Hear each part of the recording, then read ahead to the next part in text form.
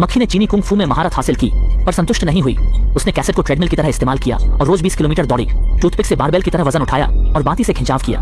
जल्दी ही उसके 8 pack abs बन गए। आत्मविश्वास से भरी वह दुश्मन के घर पहुंची और देखा कि वह उसकी प्रेमिका को परेशान कर रहा है। ये देखकर वह तुरंत दुश्मन के कान के पास जाकर भिनभिनाने लगी, जिससे वह परेशान हो गया। छोटा यिन ने देखा कि यह तरीका अच्छा है, इसलिए वह रोज सॉन्ग ब्याओ के कान के पास भिनभिनाने लगी, जिससे वह ठीक से खांसो नहीं पा रहा था। अच्छी नींद के लिए सॉन्ग ब्याओ ने खुद को मम्मी की तरह लपेट लिया, पर यह भी पर्याप्त नहीं था। उस दिन छोटा यिन सॉन्ग ब्याओ के साथ बाहर गई।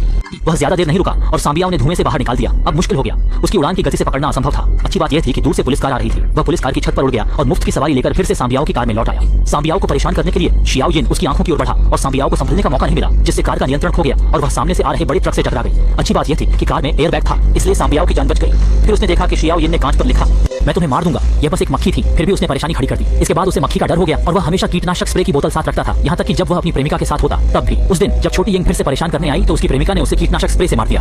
अब सब खत्म हो गया और वह अपनी प्रेमिका द्वारा ही मारा गया। लेकिन अच्छा हुआ कि उसकी प्रेमिका रास्ते में पानी के पाइप के स्विच से ठोकर खा गई और छोटी यिंग ने बारिश के पानी से खुद को धो लिया, जिससे उसकी लाल आंखें ठीक हो गईं। उसने तय किया कि वह पहले अपनी प्रेमिका से मिलेगी और उसे अपनी पहचान बताएगी। अगली बार गलती से हत्या न हो।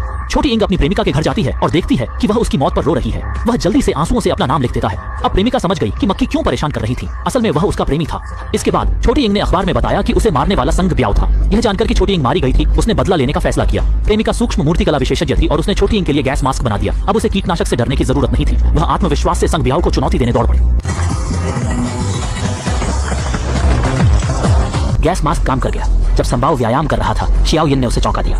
संबियाओ लगभग मर ही गया था।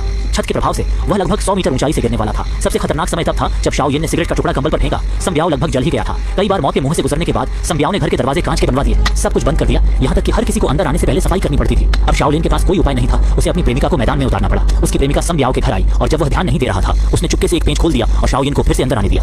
आगे चलकर संबियाओ को और कौन सी खतरनाक स्थिति का सामना करना पड़ेगा।